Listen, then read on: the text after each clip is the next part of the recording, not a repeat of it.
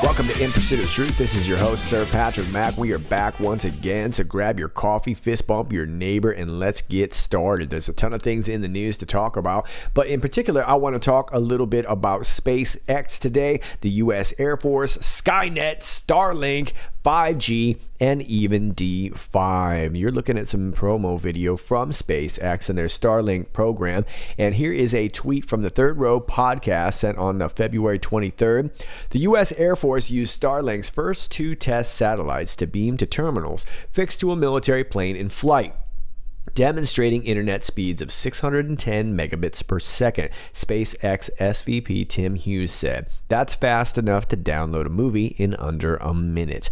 Okay, so we're going to talk a little bit about this Starlink program, which sounds a lot like Skynet, but it's not. It's not the same thing. Skynet was something completely different. This is Starlink, and that was Skynet. Totally different programs. Anyway, let's get a little bit of information from Real Engineering's YouTube page, where they explain a little bit about this Starlink program. On the 24th of May, SpaceX launched a Falcon 9 rocket filled with 60 satellites into space. This marked the beginning of their ambitious new project called Starlink, which aims to provide high-quality broadband internet to the most isolated parts of the planet, while also providing low-latency connectivity to already well-connected cities. SpaceX aimed to make their broadband as accessible as possible, claiming that anyone will be able to connect to their network if they buy the pizza box-sized antenna, which SpaceX is developing themselves. This launch of 60 satellites was just the first of many. SpaceX has 12,000 satellites planned for launch over the next decade, dramatically increasing the total amount of spacecraft around Earth's orbit. Each satellite can cover a circular area with a radius of 500 kilometers. At SpaceX's originally planned orbit, this coverage had a radius of 1,060 kilometers. Lowering the altitude of a satellite decreases the area it can cover, but also decreases the latency. This is particularly noticeable for typical communication satellites operating in geostationary orbit at an altitude of 36,000 kilometers. The time it takes data to travel up to the satellite and back down, traveling at the speed of light, is around 240 milliseconds, 369% slower than our subsea cable. However, since Starlink is intending to operate at a much lower altitude, the up and downlink theoretical latency could be as low as 3.6 milliseconds. This is why SpaceX needs so many satellites in their constellation in order to provide worldwide coverage. Let's look at SpaceX's proposed constellation to see how this will work. SpaceX's first phase of 1,584 satellites will occupy 24 orbital planes, with 66 satellites in each plane inclined at 53 degrees. If everything goes to plan, Starlink is estimated to generate 30 billion to 50 billion in revenue each year on the back of premium stock exchange memberships, demolishing their current annual revenue of around 3 billion. And this is a vital part of Elon Musk's long-term goals. The money generated from Starlink will mean SpaceX will have vastly more funding than NASA, which could go on to fund research and development of new rockets and the technologies needed to monetize lunar and Martian colonies. Alright, so I will leave you the link to the full video down below to the Real Engineering page, who do a great job explaining this Skynet, I mean to say Starlink satellite system, which SpaceX stands to make a grip of cash off of, like the video said, a budget even bigger than NASA, which is something that we probably should be talking about. But it looks like, regardless of how you feel about the health effects or the security ramifications of this system, it looks to me like this is going to be a massive 5G rollout. And we've seen this already. The FCC has already approved a couple of these rollouts. You are looking at a video from about 8 months ago. As you can see, there's a little trail of satellites right there. These seem to be smaller satellites that will burn up upon re-entry. I think they're kind of like reusable, but they use thousands. That's the whole plan. Thousands of these smaller satellites, which will be hovering at a much lower orbit to reduce latency. And of course, because they're smaller, they have a smaller range, and that's the need for the thousands of satellites. So it's a little bit creepy stuff. And I gotta say, you know, we already have a lot of great information in regards to 4G technology, which isn't necessarily healthy either, is it? But it seems to operate our phones and our computers just fine. And depending on your internet service provider, will really be what creates the difference in your own internet speeds or latency and whatnot. But the way this is all being sold to us is that this is going to offer high-speed internet all across the planet. Now, is that exactly what we really need? Is there really more to this? It seems like there would be. Now, I want to take you to this article from the other day. It's from the 21st from investors.com. SpaceX Starlink satellites will play a major role in an Air Force live-fire exercise in April, and a Virgin Galactic sister company is in talks to potentially join in as well. In December, the Air Force tested its experimental advanced battle management system that will connect air, sea, land, and space assets. The exercise was deemed an overall success, with SpaceX Starlink satellites used to link to a Lockheed Martin AC-130 gunship. As a next step, the Air Force's April 8th event is going to be massive. So a massive event on April 8th. Air Force Acquisition Chief William Roper told reporters at the Pentagon Friday, the SpaceX Starlink satellites will play an even bigger role than in December, as Roper wants them to connect to more assets, including platforms on the ground. SpaceX has been a great industry partner for us, he said. They are very excited. I bet they are. And we are excited to learn more about their satellites through the demonstration. The exercise will include live fire drills, such as taking down a UAV and shooting down a cruise missile. Okay, well, that doesn't sound at all like just high-speed internet, does it? They will be performed across the country, from Marine Corps Air Station Yuma in Arizona to Eglin Air Force Base in Florida. SpaceX Starlink may not be the only commercial space provider in the exercises. Roper said that he is in discussions with Virgin Orbit, the privately held sister company of Virgin Galactic, to participate with its Launcher One to provide on-demand launches. Virgin Orbit is dedicated to launching small satellites via its Launcher One rocket, which is launched in midair off a modified Boeing 747 jumbo jet. Now, let me skip you down just a little further here. SpaceX, founded by Tesla CEO Elon Musk, has said it needs 400 Starlink satellites for minor broadband internet coverage and 800 for moderate coverage. The company eventually plans to deploy over 40,000 satellites, and keep in mind, low-flying satellites, to offer space-based internet service. SpaceX launched its latest batch of Starlink satellites on Monday, bringing the total number of satellites in orbit to over 300. Okay, so whether you love this, hate this, are unsure or indifferent, or somewhere in between, this appears to be going down in a very big way. Like they said, massive.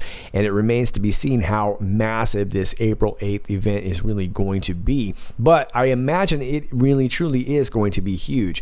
Now, this doesn't just suggest to me a massive 5G rollout. Given the Air Force's involvement, I imagine this is also a Space Force rollout, right? After all, so much of this is in their wheelhouse. Now, there's a lot of moving parts here, good and bad. And it's really, really hard to kind of wrap my head around, because I think this has long-term implications that we don't really truly understand just yet. Now, you could argue that so much of this is in defensive posture in relation to China's global ambitions. China has been going after this kind of thing for quite some time. As a matter of fact, they kind of have the jump on everybody. And a lot of our American top brass has been mentioning this over the last few years, particularly since President Trump got in office. And of course, President Trump has made it a priority, whether he was clowned in the media about it or not, to make sure that Space Force was a big priority. So whether you like it or not, this is essentially going down. Now, there are other implications, of course. The health implications of 5G technology, of which I am not an expert on, But it seems to me like a lot of the science that's out there that's being offered to us suggests that it's not very beneficial to humans, right? Now, I don't really know the truth of that, and I'm not really interested in debating about that, but I do think it is something that we should be talking about. And given the fact that the mainstream media is not talking about it, suggests to me that we should be talking about this. But of course, I make the joke about Skynet, which of course is the famous global security system that was in the Terminator movies. But this is very much Skynet-ish, right? Starlink, Skynet. This is essentially what we're looking at. And like I suggested in earlier in the video, this looks to me like a massive neural link going across the globe. And of course, this is going to involve so much AI technology that we barely have a grasp of right now. So it's really difficult for me to talk about, not being much of a tech guy, but I don't think it takes a genius to see that this has some really, really big implications and ramifications that are going to last decades to come. Now, moving on to our next story, if you are following QAnon, you'll know that QAnon has referenced the term D5 quite a few different times, and we have picked up on this and have analyzed this term quite a few times and found quite a few different results, right? From the avalanche to the chess move to the name Donald Trump itself. There's quite a few different D5 answers that we could be talking about, and I want to expand on one today. This is in regards to an article from Hamodia.com from the 20th. Gantz on fifth dimension investigation. Nothing to see here. That also sounds familiar, doesn't it? In his first public comments on an investigation into the activities of the high-tech company he managed until its bankruptcy, Blue and White head Benny Gantz said that the fact that an investigation was set to take place did not bother him. "I am perfectly calm," Gantz told Rashed Bet Thursday. "There was nothing wrong with the way I managed the company. The investigation is due to political pressure on the state attorney. I welcome any investigation. I am positive that I have nothing to hide." Gantz was responding to reports Wednesday that State Attorney Avicii Mandelblit had authorized the investigation into possible illegal activities by the Fifth Dimension, Hamimad Hachamashi tech firm. The investigation will focus on the period that Gantz was the CEO of the company. Documents revealed that Yisrael Hayom last month show that Israel police purchased an artificial intelligence system from Fifth Dimension. The purchase was made without a tender, ignoring strictures of the Public Security Ministry, which supervises the activities of the police and which specifically requires contracts of NIS, being shekels, 50 million shekels or more, with outside agencies to be approved by the ministry's financial department. The police ignored that requirement and made the deal with the company, the documents show. The documents intensify the questions that have surrounded the relationship between police and the company led by Gantz through the end of 2018 when it went bankrupt. Last March, a report by the state comptroller focused on similar issues, with police signing contracts with the company without going through a required tender process. Under the contracts, Hamimad Hachamishi sold cybersecurity technology to police. Israel Police was Hamimad Hachamashi's only customer. The comptroller's report featured no fewer than 18 instances in which police purchased goods and services without going through the required tender process, said Shlomo Raz, a spokesperson for the state comptroller's office. Okay, so this is pretty wild. So the Israeli police were the only client of this Fifth Dimension group, and it looked like their deal wasn't a very legit deal, considering that if it was past so much money, it needed to be approved, and they didn't go through the proper approval. This is where it starts to get interesting right here. Immediately upon the release of the comptroller's report, the Likud demanded an investigation into the deal. State Attorney Avicii Mandelblit said at the time that such an investigation was unlikely. Erdogan said that in light of the new revelations, an investigation should be opened today. The truth must come out, and these new documents provide a perfect backdrop for that to happen. There's no reason that the state attorney should have left this languishing for 10 months. The public needs to know before the elections whether a criminal investigation into Gantz and other suspicious individuals in these incidents is going to be opened, he added. Speaking to 103 Radio Thursday, Gantz said that Benjamin Netanyahu and the Likud were trying to stir up the matter, which has been investigated already, in order to deflect attention from the Prime Minister's own legal woes. He is trying to change the agenda which surrounds his trial. Netanyahu has a load of legal issues on his head, Gantz said. The investigation will only open after the March 2 elections, and as of now, neither Gantz nor Noni Alshish, who was head of Israel police at the time the deals were made, are suspected of any wrongdoing, the prosecutor's office said Thursday. Okay, but we know that the deal was already suspect, and of course Benjamin Netanyahu does want to see this go down. Of course he has reasons for that, because he does have a load of legal issues on his head. And interestingly enough, he was on Mark Levin, being Netanyahu, was on Mark Levin the other day, and I posted it just yesterday on Twitter, and it was immediately taken down. Not just the video, but the account itself was removed.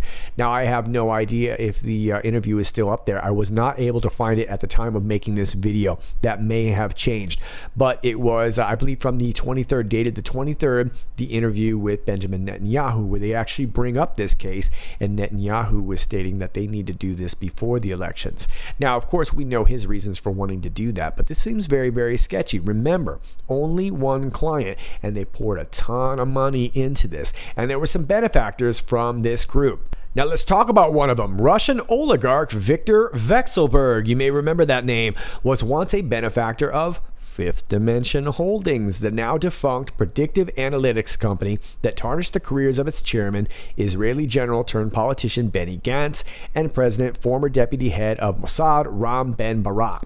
In a recent interview with Calculist, Vekselberg talked about what led to the company's failure.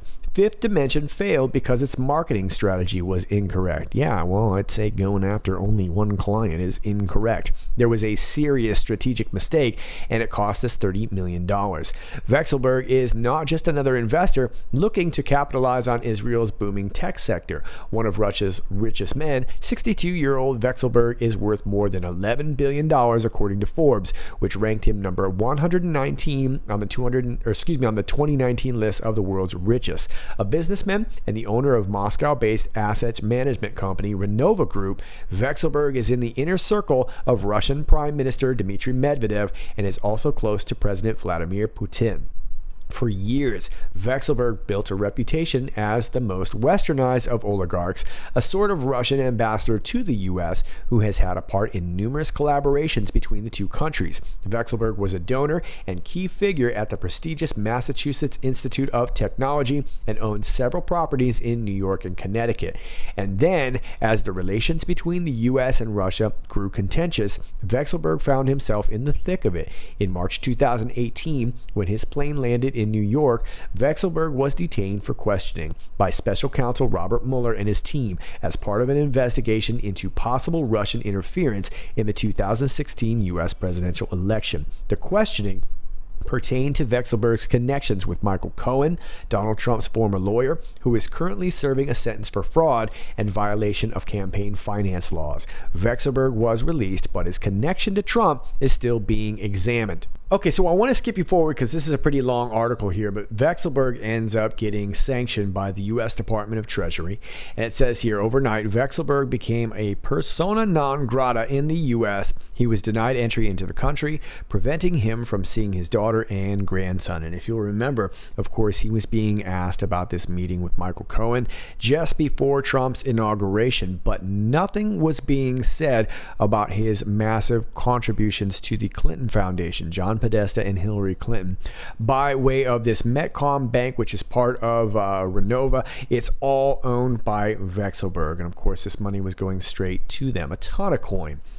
Using the Countering America's Adversaries Through Sanctions Act, Vekselberg's American assets valued at $2 billion were frozen. To this day, U.S. nationals are better off not being seen with him. And then it talks about here him being granted Israeli citizenship. He has Israeli citizenship. He's got citizenship in Russia and Ukraine, as well as Cyprus. So how about that? Vekselberg is also considering buying a home in the country, being Israel.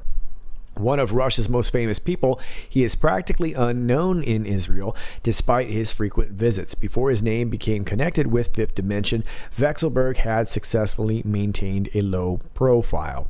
Founded in 2014, Fifth Dimension developed predictive policing and threat assessment technologies. That sounds like Skynet. for governments and financial institutions.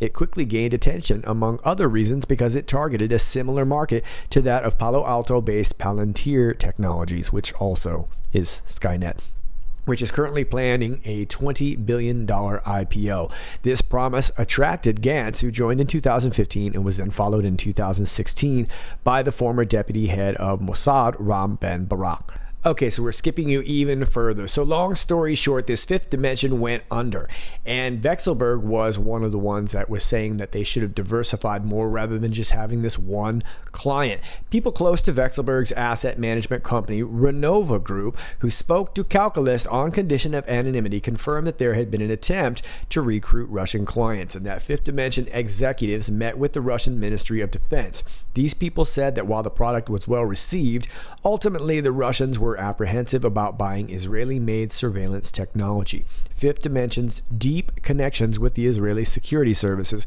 went on to hinder several other foreign deals, these people said. Okay, so I got to skip you down even further. I know it's a really long article here, but I think this is important. But even with the ever-tightening connections to Israel, it is hard to ignore the importance of U.S. cash, or lack thereof. In the meantime, money to Skolkovo flows primarily from private investors and from Vexelberg himself. When the project was first launched, multinationals such as Intel, Google, and Microsoft showed interest. Cisco went as far as committing to a $1 billion investment. But then the FBI reminded these companies that Skolkovo was still partially backed by the Russian government and floated concerns of information theft, and the Americans decided to keep away.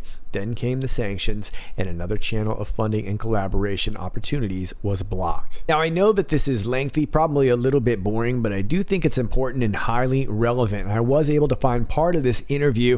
I am not going to play it for you because I'm assuming if the channel got deleted, then mine possibly could too, and maybe just even talking about this subject could cause me some trouble. But I will link you this Fox News article down below where you can see part of the interview. As you can see, there's a screenshot right there with Mark Levin. And sadly, this isn't the part that I would have wanted to show you in the interview. And maybe by the time that this gets posted, you'll be able to see the entire Mark Levin interview if you have not seen it already.